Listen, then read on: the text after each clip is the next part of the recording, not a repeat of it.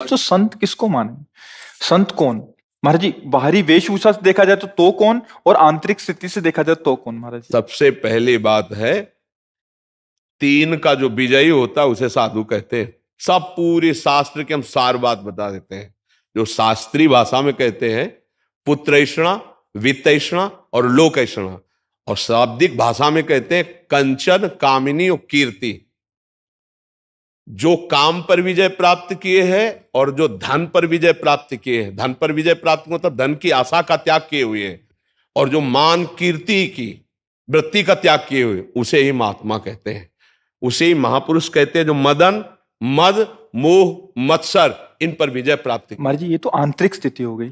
अभी हम जो संसार में सामान्य जीव हैं, आंतरिक स्थिति का ही बाहर प्रकाश होता है, यह बात समझ लो। घर में दीपक जलेगा तो खिड़की से बाहर से रोशनी पता चल जाएगी अंधेरा है कि प्रकाश है।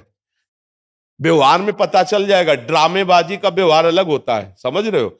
अगर हम रुपया लेंगे ना तो तुम्हारे दिमाग नहीं बदल सकते, ध्यान रखना।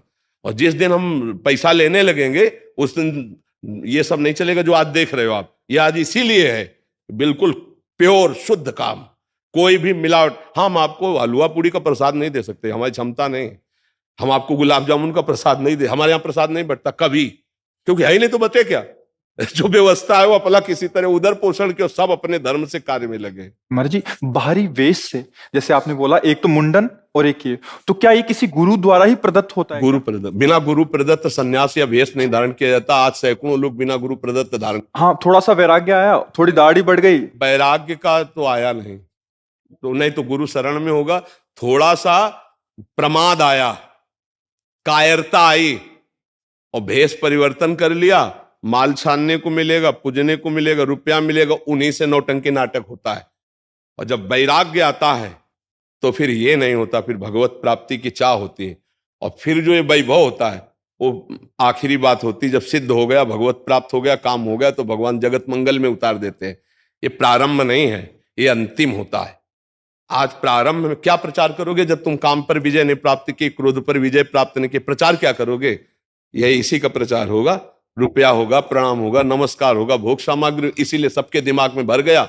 तो क्या होता है कि आजकल अर्थ की इतनी मांग हो रही, हर जगह अर्थ ही अर्थ है। सत्संग है तो अर्थ है, भागवत है तो अर्थ है, कोई प्रोग्राम है तो अर्थ है, मतलब जहां देखो अर्थ है। और अर्थ से भोग सामग्री, भोग सामग्री का भोक्ता वो कभी ज्ञानी नहीं हो सकता, वो कभी भगवान का प्रेमी नहीं हो सकता, वो कभी सच्चाई से नहीं चल सकता जहां अर्थ की प्रधानता है। और अर्थ की प्रधानता, इसीलिए लोगों के दिमाग में बात बैठ गई है कि ये सब धंधा है, क्योंकि इसको धंधा बनाया जा रहा है। तो इसीलिए लोगों को ये लगता है कि ये सब फ्रॉडगिरी है। ये सब नहीं, भरोसो दृढ़ इन चरणन के रो। कभी भी संत महात्माओं ने अपने वचनों को नहीं बेचा है। ये जीवन की धरोहर है, कल जगत कल्याण के लिए कि बेचने के लिए है। महाराज जी एक और प्रश्न है, ये तो हो गया एक। महाराज जी आज देख रहे हैं कि कोई भी किसी को भी बाबा जी बोलता रहता है। वो पैंट शर्ट डाला है, वो कुर्ता पजामा डाला है, हाँ, क्या है कि उनकी मर्यादाओं को तो जानते नहीं है। संत किसी के आगे भी लगा है, हमारे यहां दिखाई देता है, कभी पैंट शर्ट में होते हो, कभी पूरे संत भगवा ऐसे धारण किए होते। ये सब नौटंकी नाटक संतों में नहीं होता प्रभु।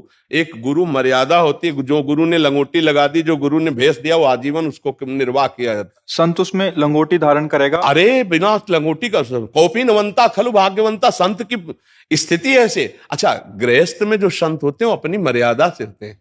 पैजामा कुर्ता पहने, कंठी है, तिलक है, नाम जप है, वो अपनी मर्यादा से रहते हैं। तो जो मर्यादा आचार्य परंपरा से बनी उसका त्याग किए हुए जानते ही नहीं।